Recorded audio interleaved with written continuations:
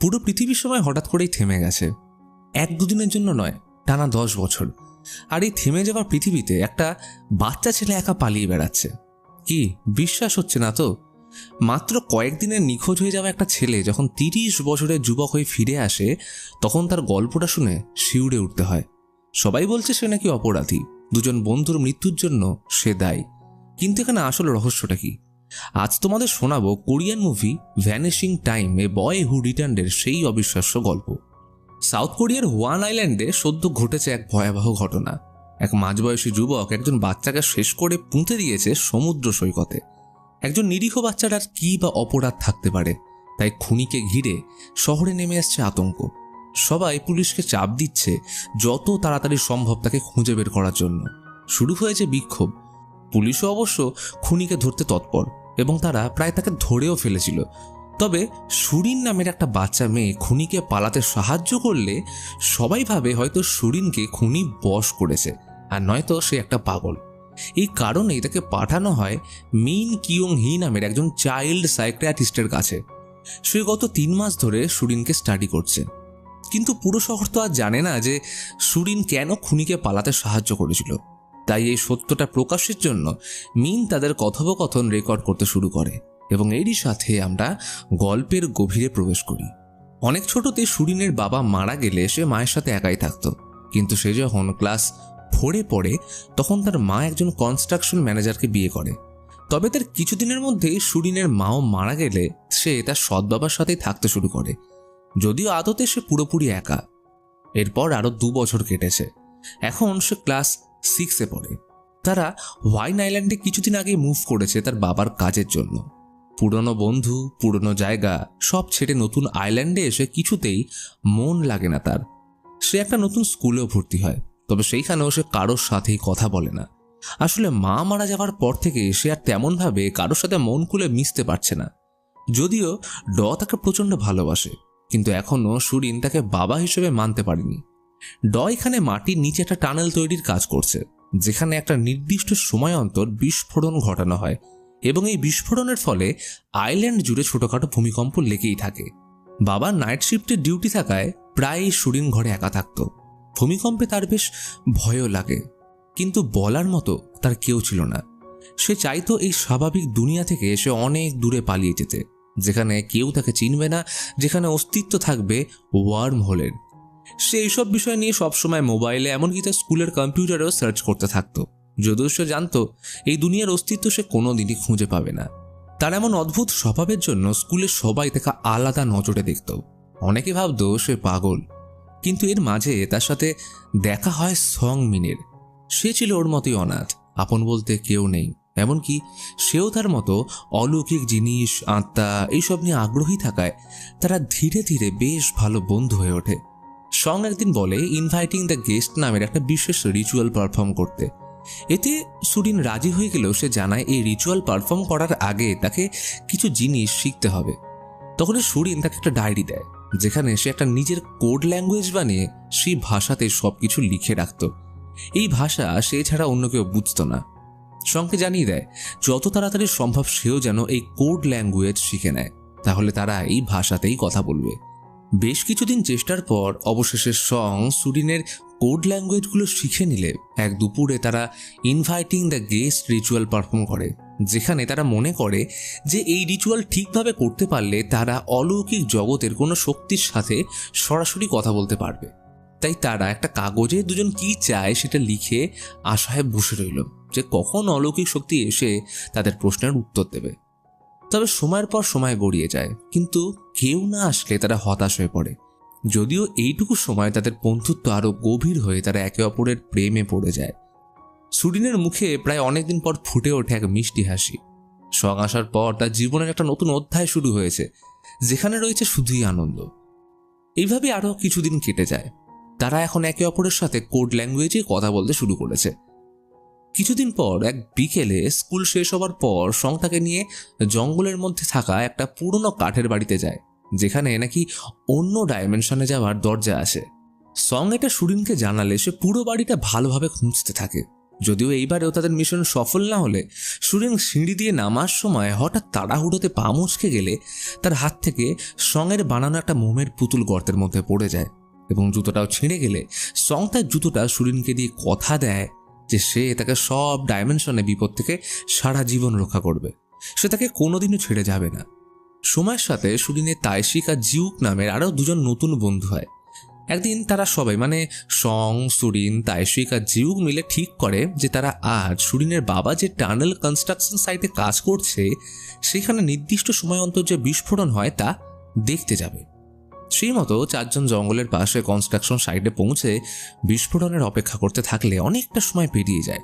তবে টানেলে কোনো রকম কিছু না ঘটলে তারা হতাশ হয়ে জঙ্গলটা ঘুরে দেখতে থাকে। এমন সময় সুরিন জঙ্গলের আরেকটু গভীরে একটা গুহা খুঁজে পেলে সবাই ঠিক করে তারা গুহার ভিতরে গিয়ে দেখবে যে সেখানে কি আছে। চারজন গুহার ভিতরে প্রবেশ করলে সেইখানে তারা খুঁজে পায় একটা ছোট্ট জলাশয়, যার ভিতরে রয়েছে ডিমের মতো দেখতে একটা জিনিস। তারা এইরকম ডিম আগে কখনো দেখেনি, তাই কৌতূহলের বশে সং জলে নেমে সাঁতরে ডিমটা উপরে নিয়ে আসতেই হঠাৎ গুহার মধ্যে ভূমিকম্প শুরু হলে সবাই ভয় গুহা থেকে বেরিয়ে আসে। তবে এখনো তারা বুঝতে পারছে না ডিমটা কিসের।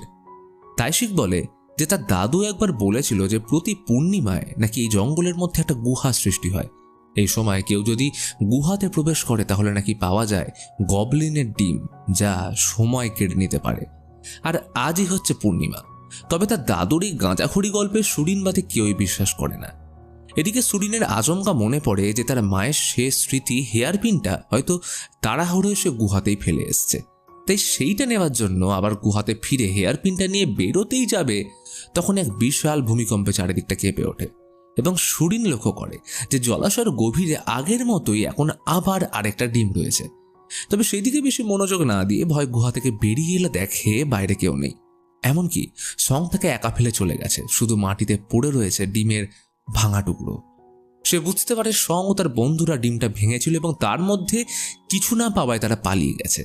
সে জঙ্গল থেকে বেরোনোর অনেক চেষ্টা করে, তবে রাত হয়ে গেলেও সে বেরোনোর পথ খুঁজে না পেয়ে কাঁদতে শুরু করে। ওইদিকে ডয়ের কনস্ট্রাকশন সাইটে তাইশিক ও জিউকের মা বাবা এসে ঝামেলা করতে থাকে যে সকালে তাদের ছেলেরা তার মেয়ের সাথে কনস্ট্রাকশন সাইটে এসেছিল, তবে এখন রাত হয়ে এলেও কেউ বাড়ি ফেরেনি, তাই কনস্ট্রাকশনের কাজ যেন এখনই বন্ধ করে দেওয়া হয়। হতে পারে একটু আগেই বিস্ফোরণের ফলে যে ভূমিকম্প হয়েছিল তাতেই তাদের বাচ্চাদের কোনো ক্ষতি হয়েছে। এদিকে কোনো উত্তর দেওয়ার আগেই জানতে পারে যে সুরিন এখনো বাড়ি ফেরেনি, তাই পুলিশে বাচ্চাদের মিসিং রিপোর্ট ফাইল করলে পরের দিন সকালে পুলিশের এক বিশাল দল পুরো জঙ্গল তন্ন তন্ন করে খুঁজতে থাকলে তারা সং, জিউক বা তাইশিককে খুঁজে না পেলেও সুরিনকে অজ্ঞান অবস্থায় উদ্ধার করে। যদিও তার অবস্থা একদমই ভালো না হওয়ায় তাকে হসপিটালে অ্যাডমিট করা হয়। জ্ঞান ফিরে এলে সুরিন তাদের পুরো সত্যি ব্যাপারটা খুলে বলে এবং সাথে তাইশিকের সময় কেড়ে নেওয়ার আজগুবি গল্পটাও পুলিশকে জানায়। তবে কেউ তার কথায় বিশ্বাস করতে না চাইলে কিছুদিন পর হসপিটাল থেকে ছাড়া পেয়ে পুলিশের দল এবং তাইশিকের বাবা মা সুরিনকে সাথে নিয়ে পুনরায় জঙ্গলে এসে উদ্ধার কার্য চালাতে থাকে। তবে এইবারে সুরিন জঙ্গলে কোনো গুহা খুঁজে পায় না। সে প্রথমে বিশ্বাস করতে না পারলেও তখনই তার মনে পড়ে যায় তাইশিকের বলা গল্পটা। এমন সময় একজন পুলিশ অফিসার জানতে পারে যে সমুদ্র সৈকতে পাওয়া গেছে জিউকের লাশ। পুলিশ বুঝতে পারে কেউ তাকে শেষ করে সেইখানে খবর দিয়েছে, আর হয়তো বাকি দুজন আর বেঁচে নেই। অতঃপর আরও কয়েকটা দিন কেটে যায়। পুলিশ এখন জানতে পেরেছে যে জিউক ক্রনিক অ্যাজমা অ্যাটাকের জন্য মারা গেছিল। তবে কিভাবে তার অ্যাজমা অ্যাটাক হলো বা কে বা তাকে কবর দিয়েছিল তারা এখনো সেই সব বিষয়ে কোনো খবর পায়নি, এমনকি খোঁজ মেলেনি সং বা তাইশিকের কারোরই। ওইদিকে সুরিনের জীবনে আরেকবার নেমে এসছে অন্ধকার। সে প্রতিদিন সঙ্গের জন্য অপেক্ষা করে দিন কাটায়, তবে সে এতদিনে বুঝতে পেরে গেছে যে সং হয়তো আর কোনোদিনই ফিরবে না।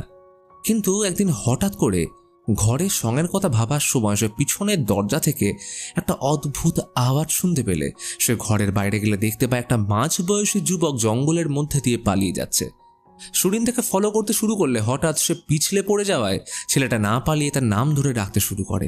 সুরিন বুঝতে পারে না এই অচেনা লোকটা কিভাবে তার নাম জানলো, তাই সে ভয়ে পালানোর চেষ্টা করলে ছেলেটা তাকে থামিয়ে জানায় যে সেই হচ্ছে সং, সে যেন তাকে ভয় না পায়। কিন্তু এটা সং কিভাবে হতে পারে? সে তো তার মতোই বাচ্চা ছিল, মানে নিশ্চয়ই ছেলেটা মিথ্যে বলে তাকে কিডন্যাপ করার চেষ্টা করছে। তাই সে ভয়ে জঙ্গলের বাইরে বেরিয়ে এলে সৌভাগ্যক্রমে তার সাথে দেখা হয়ে যায় ডয়ের। সে ডকে ছেলেটার ব্যাপারে সব জানালে পুলিশ ভাবে এই ছেলেটাই হচ্ছে অপরাধী, যে হয়তো তাদের 3 জনকে এতক্ষণে শেষ করে ফেলেছে। তাই পুলিশের দল পুরো জঙ্গল তল্লাশি করতে থাকে। তবে ছেলেটাকে না পেলেও খুঁজে পায় একটা ডায়েরি, যেটা সুরিন সঙ্গে দিয়েছিল। পুলিশ সেই ডায়েরিটা সুরিনের ভেবে তাকে ফেরত দিলে সে একটু অবাক হয়, কারণ একটু আগে যে তাকে ফলো করছিল সে অন্য কেউ নয় বরং সং। কিন্তু এটা কিভাবে সম্ভব? এমনকি ডায়েরিতে তাদের কোড ল্যাঙ্গুয়েজ সহ সং তার বয়স আদতে কিভাবে এতটা বেড়ে গেল সেই বিষয়ে পাতার পর পাতা কিছু লিখে রেখেছে। সুরিন সঙ্গে ডায়েরিটা পড়তে শুরু করলে জানতে পারা যায় সেদিন সুরিন যখন মায়ের দেওয়া হেয়ারপিনটা খুঁজতে গুহার মধ্যে ঢুকেছিল তখন তাদের সাথে এমন কিছু ঘটনা ঘটে যা তারা কোনোদিনই কল্পনা করতে পারেনি। আসলে সুরিন চলে গেলে তারা দেখতে চাইছিল ডিমটার মধ্যে কি আছে, বা এটা সত্যি কি গবলিনের ডিম। তাই কৌতূহলবশত সং ডিমটা আছড়ে ভেঙে ফেলে, কিন্তু তারা ডিমের মধ্যে কিছুই খুঁজে পায় না। এদিকে সুরিনের ফিরতে লেট হলে সং তাকে খুঁজতে গুহার মধ্যে গেলে দেখে সুরিন জলাশয়ের ধারে পাথরের মূর্তির মতো স্থির হয়ে দাঁড়িয়ে। সে তাকে অনেক ডাকার চেষ্টা করে, কিন্তু কিছুতেই কিছু হয় না। সং সুরিনের অবস্থা দেখে বাইরে এসে বাকিদের জানালে তারা দেখে আকাশে উঠতে থাকা সমস্ত পাখি স্থির হয়ে গেছে। প্রচণ্ড ভয় তারা সুরিনকে ফেলে রেখে শহরে এসে দেখে শহরের সবাই ও পারিপার্শ্বিক পরিবেশের সবকিছু সুরিনের মতোই স্থির হয়ে গেছে। এত মানুষের মধ্যে 3 জন অনুভব করতে থাকে এক অসীম স্বাধীনতার ছোঁয়া। তারা এখন যা খুশি তাই করতে পারে, যা খুশি খেতে পারে, যখন খুশি ঘুমোতে পারে। থাকবে না কোনো স্কুল, থাকবে না কোনো হোমওয়ার্ক। তারা এই নতুন দুনিয়ায় খুব মজা করতে থাকে, বিভিন্ন রেস্টুরেন্টে গিয়ে খাবার খায়, পুরো শহর ঘুরতে থাকে।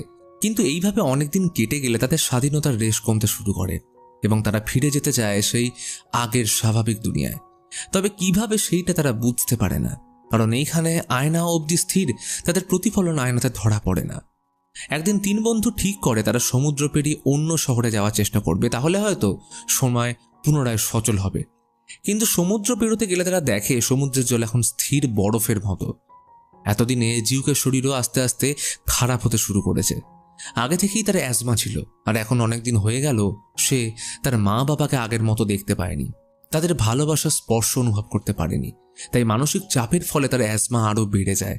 এতদূর অব্দি পড়া শেষ করতে শরীন শুনতে পায় পুলিশ জঙ্গলে একটা পায়ের ছাপ পেয়েছে, যেটা হয়তো সঙের। সুরিন তো জানে ওটা সং, তাই সে তাকে বাঁচানোর জন্য ছুটে এসে পুলিশ চিফকে জানায় সে এতক্ষণ ধরে তাদের যা বলেছিল সব মিথ্যে, সে জঙ্গলের মধ্যে কাউকেই দেখেনি। চিফের সুরিনের উপর সন্দেহ হলে সে তার স্কুল থেকে খবর নিয়ে কম্পিউটার চেক করলে জানতে পারে সুরিন অনেকদিন ধরে এমন কিছু কম্পিউটারে সার্চ করে যা স্বাভাবিক নয়। এদিকে রাতে সুরিন আবার ডায়েরিটা পড়তে শুরু করলে জানতে পারে সঙ্গদের দুনিয়ায় যেহেতু সময় স্থির হয়ে গেছিল, তাই সে ঠিক করে প্রতিদিন সকালে যখন তারা ঘুম থেকে উঠবে তখন থেকেই তারা দিন গুনতে শুরু করবে। তারা অপেক্ষা করবে সময় চলতে শুরু করার। ওইদিকে জিউকের শরীর আরও খারাপ হয়ে পড়ে এবং অবশেষে একদিন সে ক্রনিক অ্যাজমা অ্যাটাকে মারা গেলে সেও বাকিদের মতো স্থির হয়ে যায়। সঙ্গ তাই সে কি করবে ভেবে না পেয়ে তাকে সমুদ্র সৈকতে কবর দিয়ে আসে।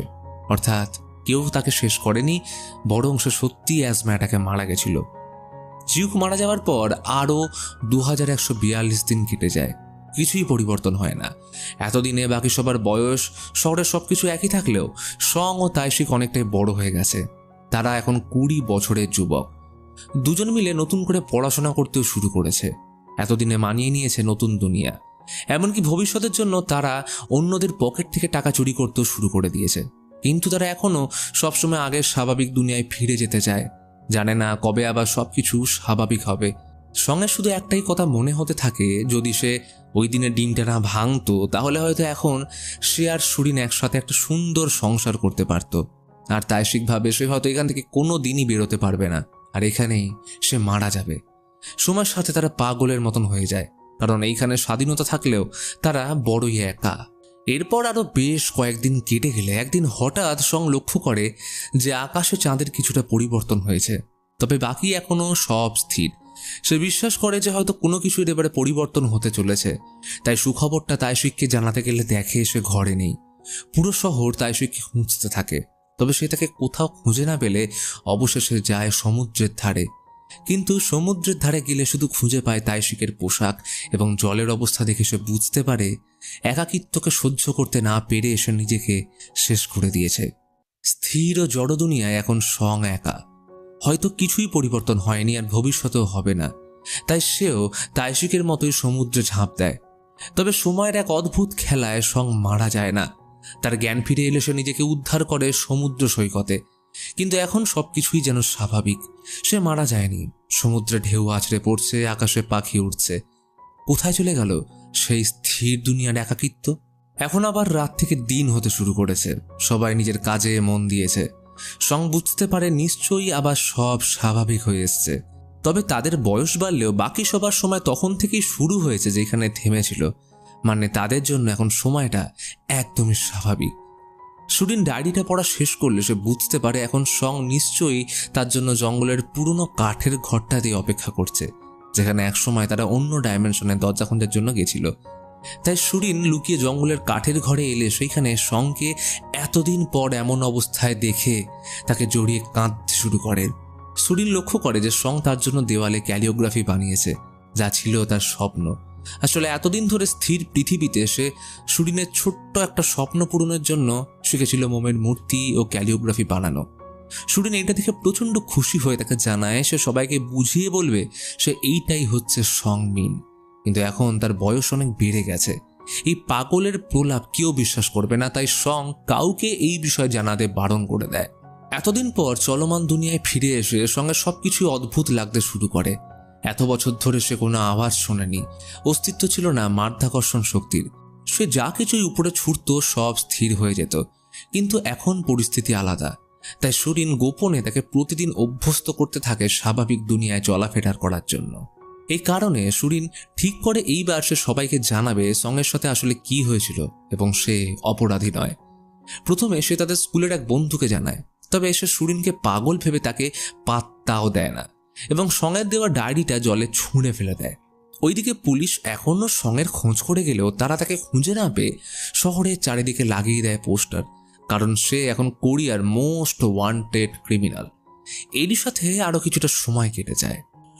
একদিন তার কনস্ট্রাকশন সাইটে কাজ করতে এলে বেশ কিছু মানুষ তাকে ঘিরে জিজ্ঞেস করে সুরিন কেন পাগলের মতো সবাইকে বলে বেড়াচ্ছে যে সং একজন 20 বছরের যুবক হিসেবে ফিরে এসছে। শুধু তাই নয়, তাইশিকো নাকি 20 বছরের হয়ে গেছিল, তবে সে মারা গেছে। এইসব আজগুবি গল্প সুরিন ডকে তো কোনোদিনই বলেনি, তাই সে তাদের কথার উত্তর না দিয়ে বাড়ি ফিরে আসে। যদিও তার একটাই কথা মনে হতে থাকে যে সুরিন কি সত্যি পাগল হয়ে গেল। তাই বাড়ি ফিরে সুরিনকে বকাঝকা করে রুমে লক করে কাজে লেগে পড়লে সে সুরিনের মোবাইলে দেখতে পায় একটা ছবি, যেখানে সে জঙ্গলে কাঠের ঘরে সং ও সুরিনকে একসাথে দেখতে পায়। ইতিমধ্যে সুরিনের সাথে সং দেখা করতে এলে জানতে পারে যে সুরিন যখন আরেকবার গুহাতে গেছিল তখন সেইখানে আরও একটা একই ধরনের ডিম দেখেছিল। মানে হয়তো সেইটাও যে ফাটাবে সে বাদে পুরো সময় তার জন্য স্থির হয়ে যাবে। তাই সুরিন ঠিক করে যে সবার সামনে ডিমটা ফাটিয়ে প্রমাণ করে দেবে সে পাগল নয়, সে এতদিন ধরে যা বলেছে সবই সত্যি। এরপর যখন সময় স্বাভাবিক হয়ে ফিরে আসবে তার আগেই তারা অনেক দূর পালিয়ে যাবে, কেউ আর তাদের খুঁজে পাবে না। কিন্তু সং কোনোভাবে আরেকবার ওই দুনিয়ায় ফিরে যেতে পারবে না। তার মনে পড়ে কিভাবে তাইশিকো জিউক চোখের সামনে মারা গেছিল, তাই সে চায় এখন কাউকে না বলে পালিয়ে একটা নতুন জীবন গড়তে। রাতে বাড়ি ফিরে দেখে সুরিন বাড়িতে নেই। সে বুঝে যায় নিশ্চয়ই সুরিন সঙ্গের সাথে জঙ্গলের পাড়ি দিয়েছে। তাই সে তাড়াতাড়ি সেখানে পৌঁছলে তার সন্দেহ সঠিক হয়। দেখে সং আর সুরিন পালানোর চেষ্টা করছে, কিন্তু এখন সংকে তো আটকাতে হবে। তাই সে সঙ্গের মাথায় আঘাত করলে সে অজ্ঞান হয়ে যায় এবং সুরিনকে বাড়ি নিয়ে যেতে চায়। তখনই সঙ্গের জ্ঞান ফিরে এলে তার সাথে এর শুরু হয় হাতাহাতি এবং সে কে আটকে সুরিনকে নিয়ে পালিয়ে যায়। পরের দিন সকালে পুলিশ তল্লাশি করতে এলে কিছুই খুঁজে পায় না। পুলিশ চিফ কে জানায় তারা সন্দেহ করছে যে হয়তো অপরাধী তাকে অনেকদিন ধরে চিনত এবং হয়তো সে তাকে কোনোভাবে বিশ্বাস করিয়েছে যে সেই হচ্ছে সং। ওইদিকে সুরিন সংকে নিয়ে চলে যায় এয়ারপোর্টে। তারা এখন দেশ থেকেই পালানোর চেষ্টা করছে। সুরিন টিকিট কাটতে গেলে সং কোনোভাবে মুখ লুকিয়ে এক কোণে দাঁড়িয়ে থাকে। তখনই তার নজর পড়ে যে প্রত্যেক টিভি চ্যানেলে এখন তাদের নিয়েই আলোচনা হচ্ছে। কেউ তাকে বলছে সাইকো, কেউ বলছে ম্যানিপুলেটর, এমনকি অনেকে বলছে যে সুরিনও হয়তো প্রথম থেকেই সঙ্গের সাথে জড়িত ছিল, তাই এখন পালাতে চাইছে। এখন যে কোনো মুহূর্তে তারা এয়ারপোর্টে ধরা পড়তে পারে, তাই সং তাকে নিয়ে এয়ারপোর্ট থেকে বেরিয়ে যায়। তবে তারা লক্ষ্য করে যে এয়ারপোর্ট পুলিশ ঘিরে ফেলেছে, অর্থাৎ তাদের পালানোর কোনো রাস্তা নেই। তবে কোনোভাবে তারা একটা গাড়ি নিয়ে পালানোর চেষ্টা করলেও শেষ রক্ষা হয় না, কারণ সং কোনোভাবে পালিয়ে গেলেও পুলিশ সুরিনকে ধরে ফেলে। চিফ বলে যে ব্যক্তি তাকে সং বলে পরিচয় দিয়েছে সে আসলে সং নয়। সে প্রথম থেকেই জানতো যে সুরিন অলৌকিক অবাস্তব জিনিসে বেশি বিশ্বাস করে, তাই সে তার ব্রেন ওয়াশ করেছে। তবে সুরিন চিফের কথা বিশ্বাস করে না এবং তাকে সঙ্গের খোঁজ না দিয়ে পুলিশ স্টেশন থেকে সোজা চলে যায় জঙ্গলে গুহার ভিতরে আরেকটা ডিম নিয়ে আসতে। কারণ সে ঠিক করে নিয়েছে যে ডিমটা সবার সামনে ফাটিয়ে সে প্রমাণ করবে সে যা বলছে সব সত্যি। কিন্তু তখনই সং এসে ডিমটা তার হাত থেকে কেড়ে নিয়ে বাঁধা দেয়, কারণ সে জানে একাকিত্বের দুনিয়া কতটা ভয়ঙ্কর। এমন সময় পুলিশের দল এসে তাদের চারিদিক দিয়ে ঘিরে ধরলে সং ডিমটা নিয়ে পালানোর চেষ্টা করে। তবে পুলিশ তাদের দুজনকেই ধরে ফেললে পুলিশ ও সঙ্গের ধস্তাধস্তির মধ্যে সুরিন পাহাড়ের খাত থেকে পা পিছলে পড়ে গেলে চিফ কোনো রকমে তার হাত ধরে বাঁচিয়ে নেয়। তবে কিছুক্ষণের মধ্যেই তারও হাতের জোর কমে আসলে চিফ ও সুরিন একসাথে খাদে পড়তে থাকে। তবে সং তো কিছুতেই সুরিনকে মরতে দিতে পারে না, তাই সে বাধ্য হয়ে ডিমটা ফাটিয়ে দেয় এবং হঠাৎ করে সং বাদে সবাই স্থির হয়ে যায়। এরপর কেটে যায় আরও কয়েকটা বছর। পৃথিবী আবার স্বাভাবিক রূপে ফিরে এলে সুরিন ও চিফ নিজেদের সমুদ্র সৈকতে জীবিত দেখে সুরিন বুঝতে পারে তাদের বাঁচানোর জন্য সং ডিমটা ফাটিয়ে সময় স্থির করে দিয়েছিল এবং সে হয়তো আর কোনো দিন ফিরে আসবে না। কারণ সঙ্গের বয়স এখন প্রায় 40 আর সুরিন এখনো 14। তাদের ভালোবাসার পূর্ণতা হয়তো এইটুকুই ছিল। এতদিনে চিফও বিশ্বাস করে নিয়েছে যে সেই ব্যক্তি সং ছিল, কারণ সে তো স্বপ্নেও ভাবেনি সেখান থেকে পড়ে কেউ বাঁচতে পারে। তাই চিফ সুরিনের বাড়ি এসে তাকে জানায় তারা যদি এখন এই কাহিনী সবাইকে জানায় তাহলে তাকেও সবাই সুরিনের মতো পাগল ভাববে। তাই সে সুরিনকে বলতে বলে যে সং তাকে হুমকি দিয়েছিল সে যদি তার সাথে না যায় বা তাকে যদি সং বলে পরিচয় না দেয় তাহলে সে তার সব বন্ধুদের শেষ করে ফেলবে। তাই সে সবাইকে এই গল্পটা বলেছিল। এই ঘটনার সাথে শেষ হয় সুরিন ও মিনের কথোপকথন এবং এই গল্পের উপরেই কেন্দ্র করে মিন ভ্যানিসিং টাইম নামের একটা বই লেখে। সে কোড ল্যাঙ্গুয়েজে সুরিনের সঙ্গের প্রতি একটা চিঠি বইয়ের প্রথম পৃষ্ঠায় পাবলিশ করে। কিছুদিন পর টানেলের কাজ শেষ হয়ে গেলে তারা ওয়ান আইল্যান্ড ছেড়ে অন্য জায়গায় চলে যাওয়ার প্রস্তুতি নিলে সেদিন মিনের বই পাবলিশ হয় এবং মিন সুরিনকে বইটা দেয়। তারা জাহাজে চেপে নতুন গন্তব্যের দিকে রওনা দিলে সে বইয়ে ছাপা তার চিঠিটা পড়তে শুরু করলে হঠাৎ একটা আওয়াজ শুনে জাহাজের ডেকে এলে দেখতে পায় একটা মধ্যবয়সী লোককে দাঁড়িয়ে থাকতে, যেটা আর অন্য কেউ নয়, স্বয়ং সং। তার বয়স প্রায় 40-এর কাছাকাছি। অনেকক্ষণ তারা একে অপরের দিকে তাকিয়ে থাকে। তাদের চাহনিতে একটা শব্দ স্পষ্ট ভেসে ওঠে। সময় তাদের প্রেম কেড়ে নিলেও তাদের ভালোবাসা কেউ কোনোদিনও কাটতে পারেনি। আর এই দৃশ্যের সাথে শেষ হয় আজকের মুভি। তো ভিডিওটা কেমন লাগলো অবশ্যই জানাও।